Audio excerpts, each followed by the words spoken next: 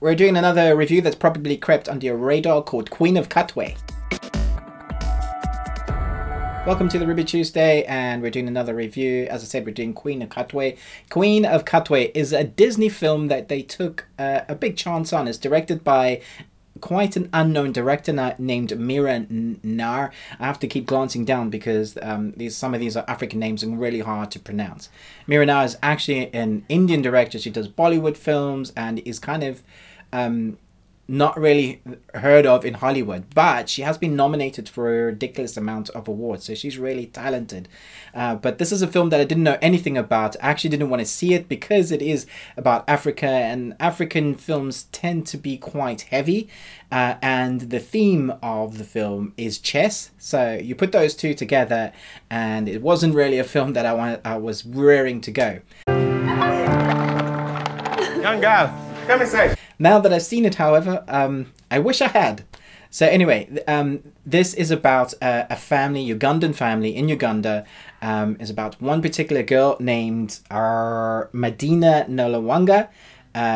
Well, that's the actress's name. The actor, the character name is Fiona Mutesi. Sorry, these African names are tough.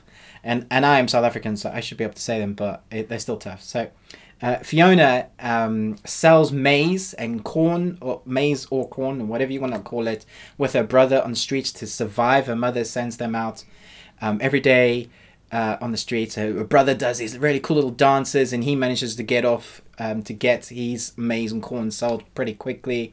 And that is her day-to-day life. That is their life. That is a lot of families in Africa is true, that that is all you can expect. They don't have money to go to school.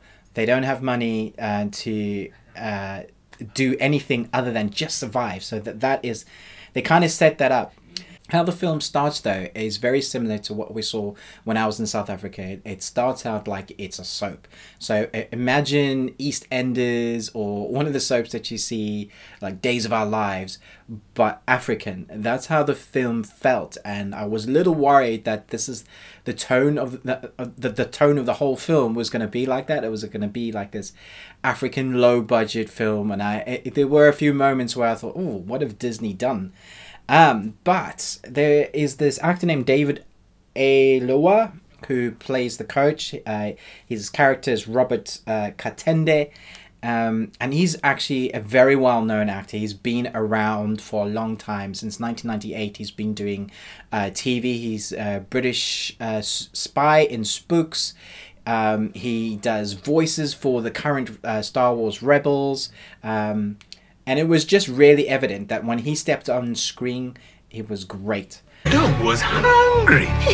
He saw the cat. Dog started to chase the cat down the alley. So what happens with the story is this guy is a coach for street kids for playing chess. He's also quite a well-known, or was quite a well-known football player, which I'm not going to give too much spoilers on that, because there is a whole big kind of story in that, and I don't want to tell you too much about it, except that when he steps on screen, it seems like, it reminds me of what happens with the kids in Harry Potter, where in the first few films they were still learning to act. Leviosa, not Leviosa. But when they were acting against high caliber actors, they seem to come out of their shells and just become so much better. And I would say that's the same case here. They had someone to act off and act against, and the story seemed to be so much more stronger. What is really unique about this film is that there are a few things going on at once. So the character Fiona finds that actually she's got a really great brain for chess. She can think a few moves ahead, and she could be a master. But being pushed into that world takes her away from her current world, and there is this kind of fish out of water thing when she ends up going to places she wouldn't have normally, because she is good at chess. Well, she gets good at chess. And she goes to places and she's trying to find the balance between living in that world and living in Africa. At the same time, you're dealing with the coach's family, you're dealing with her own family, and you're dealing with Africa. And you know that old saying, this is Africa. Because Africa is rough and hard, beautiful and amazing. And I think this film balances it really well.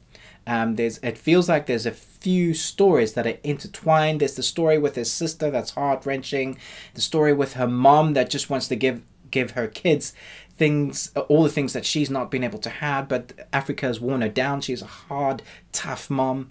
There's the story of redemption, the coach seeing that he is able to give a few kids a life that he didn't have, and the same for his own family. And it just intertwines so well. I was quite surprised that this had a Disney label on it. Disney doesn't often step away from its big universe franchises, and to give this a go seemed really brave for them.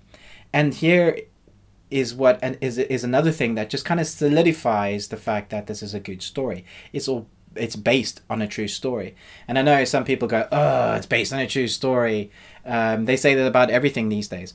But really, what really helps is that at the end of the film, you get to meet the actors that played the characters. So the real life characters are standing next to the actors that played it. And you could see that they'd spent time together. They give each other hugs. And I'm not going to say more than that, except that the main characters obviously know the real life characters. So the story that you see unfold in Queen of Katwe is true, and I would say it felt real and honest.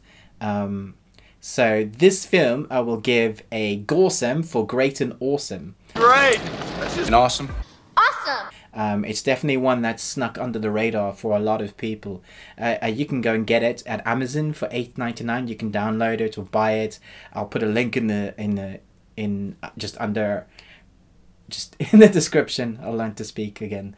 I'll put a link in the description. Also, if you want to win a whole bunch of stuff, because some of our competitions people have voted for outside of the UK, we've still got some stuff to give away. So we're going to give Lionsgate are given us a copy. Lionsgate UK are giving us a copy of Bleeder, which is a boxing film, and there's a review for that coming out.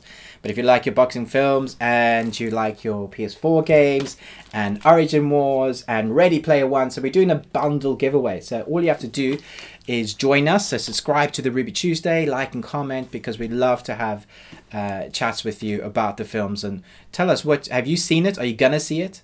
And look out for our other reviews. We've got loads coming out. Thanks for listening to me ramble about Queen of Katwe. Bye.